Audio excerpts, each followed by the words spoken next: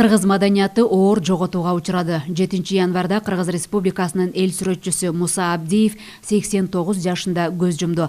Ал 1934 жылы Жалал Абад облусунда төрөлгөн. Ал 1951 жылы мектеп-интернатты аяктап, Фрунзе сүрөт окуу жайына тапшырган. 1959 жылы окууну бүткөндөн кийин Советтик армияга кызмат өтөгөн.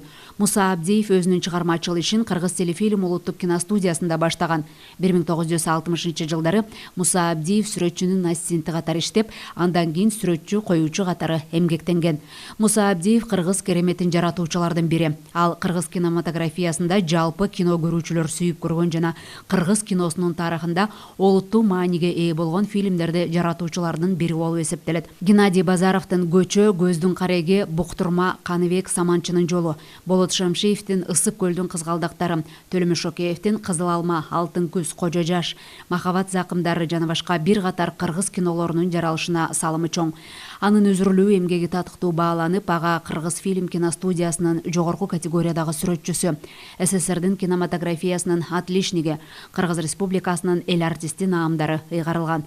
Муса Абдиевдин жаркын элеси жүрөгүбүздө түбөлүк сакталат. Анын үй бүлөсүнө жана жакындарына терең кайгыруу менен көңүл айтып, Садыр Жапаров, Нурлан Шакиев, Акылбек Жапаров, Сүйүнбек Касманбетов, Эдил Байсалов, Алтынбек Максутов жана башкалар.